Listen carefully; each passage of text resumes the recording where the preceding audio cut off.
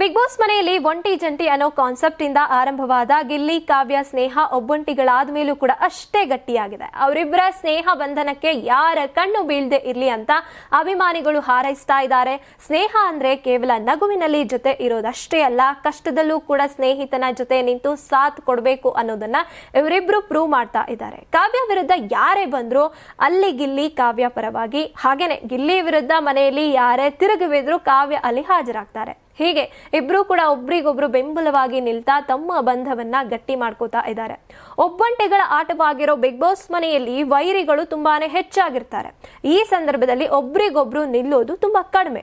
ಆದ್ರೆ ಗಿಲ್ಲಿ ಕಾವ್ಯ ಈ ರೀತಿ ಅಲ್ಲ, ಒಬ್ರಿಗೊಬ್ರು ಆಸರೆ ಆಗ್ತಾ ಇದ್ದಾರೆ. ಗಿಲ್ಲಿ ಮೇಲೆ ಯಾವ್ದಾದ್ರೂ ಆರೋಪ ಕೇಳಿ ಬಂದ್ರೆ ಗಿಲ್ಲಿ ಪರವಾಗಿ ಕಾವ್ಯ ವಾದ ಮಾಡೇ ಮಾಡ್ತಾರೆ, ಅವ್ರ ಪರವಾಗಿ ಕಾವ್ಯ ನಿಲ್ತಾರೆ. ಇನ್ನು ಕಾವ್ಯ ವಿಚಾರ ಬಂದಾಗ ಗಿಲ್ಲಿ ಬೆಂಬಲಕ್ಕೆ ನಿಲ್ತಾರೆ. ಇನ್ನು ಫ್ರೆಂಡ್ಶಿಪ್ ಅಂದ್ರೆ ಹಿಂಗಿರ್ಬೇಕು ಅಂತ ಅನ್ನಿಸ್ಕೊಳ್ಳೋವಷ್ಟರ ಮಟ್ಟಿಗೆ ಗಿಲ್ಲಿ ಕಾವ್ಯ ಗೆಳೆತನ ಜನರಲಿ ಇಂಪ್ಯಾಕ್ಟ್ ಆಗ್ತಾ ಇದೆ. ಅದ್ರಲ್ಲೂ ಜಗಳ ಕಿತ್ತಾಟ ಅಂತ ಬಂದಾಗ ನಂಗೆ ಯಾಕಪ್ಪ ಅಂತ ಒಬ್ರಿಗೊಬ್ರು ಮುಖ ನೋಡ್ಕೊಂಡು ನಿಂತ್ಕೊಳ್ಳೋ ಸ್ಪರ್ಧಿಗಳ ಮಧ್ಯೆ ಒಬ್ರಿಗೊಬ್ರು ಯಾವುದೇ ಸಂದರ್ಭದಲ್ಲೂ ಬೆಂಬಲವಾಗಿ ನಿಲ್ಲೋ ಕಾವ್ಯ ಗಿಲ್ಲಿ ದಿನೇ ದಿನ ಜನತೆಯ ಮನಸ್ಸನ್ನ ಮತ್ತಷ್ಟು ಗೆಲ್ತಾ ಇದ್ದಾರೆ. ಕಾವ್ಯ ಗಿಲ್ಲಿ ಸ್ನೇಹ ನಿಮ್ಗೆ ಇಷ್ಟನಾ? ಹಾಗಿದ್ರೆ ಅವರ ಸ್ನೇಹದ ಬಗ್ಗೆ ನಿಮ್ಗೆ ಏನನ್ಸುತ್ತೆ ಕಮೆಂಟ್ ಮಾಡಿ ತಿಳಿಸಿ.